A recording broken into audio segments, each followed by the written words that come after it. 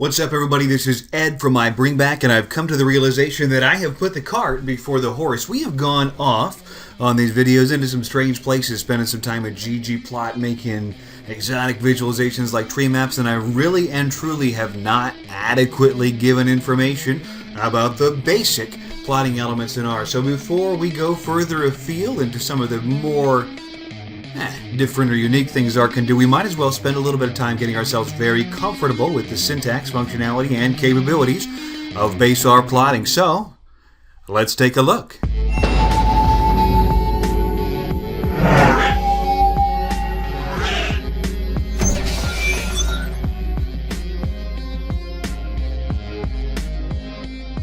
Okay, I know I've showed you some basic scatter plotting before. Let's just spend a little bit of time refreshing ourselves today on that subject so it becomes simple. Make some fake data here. We'll give x, let's say, negative 15 to 15. And with that syntax, you can just generate a range of integers. You can see them there. And we'll say y can be x cubed.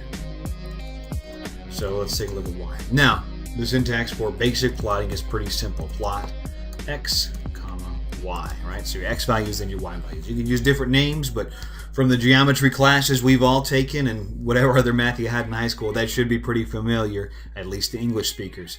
So if we plot x, y, we get a new window to open up. This is what we call the null device, and this is where R does its plotting. So it gives us some things. You'll see that it very nicely labels our axes for us. It additionally gives us units, tick marks along the side, which is very helpful because if you consider, this thing will actually redraw if we resize it. So here I've resized the window, and you might think that the shape changed, but you can check and you can see that no, the scale is the same, the numbers are in place. So this is very nice, this is very simple, this is very easy to accomplish, but there are probably some things that we'd want to do if we were going to put this in front of somebody, and one is to give it a title. So the way we do that in the syntax is to use the main parameter of that plot function. So we'll say main equals, we'll say test plot.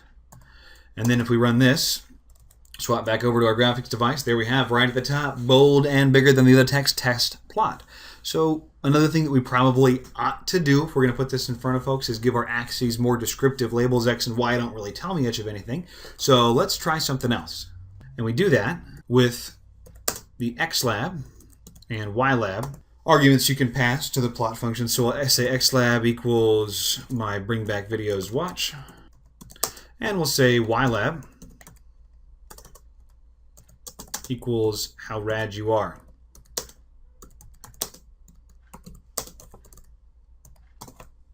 Now if we run that, take a look at our device, look at that. Just that simple. Now we have clear labels, so you can clearly see that the more my bring back videos you watch, the more rad you become. Okay, so that is a super basic look at just taking, some x and y values, plotting them together, and slapping labels on it. That's easy to do in R. It's quick. It's one of the things R is great for. And I want to take some time to explain where we're going to go in the next few videos to give you an idea of why we're doing what we're doing. I am well aware that there exist other and also truthfully richer interfaces within R for making visualizations and graphics that extend and improve on the base graphics. But we're going to spend some time on the base graphics for a few reasons.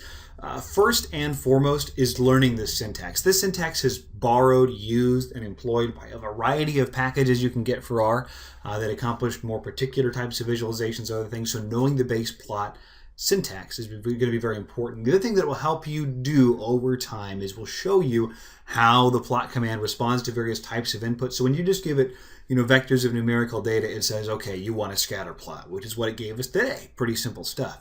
But it responds differently to other things, and showing you how those are visualized and what you can do with those visualizations will also help you understand R's data types. So that's a little preview and a little explanation for what we're up to. But again, my name is Ed, working here for my Bring Back. Appreciate you taking the time to watch the videos with us today. Keep coming back, keep pushing play, keep subscribing, keep showing this to other folks, and I promise we'll keep you learning.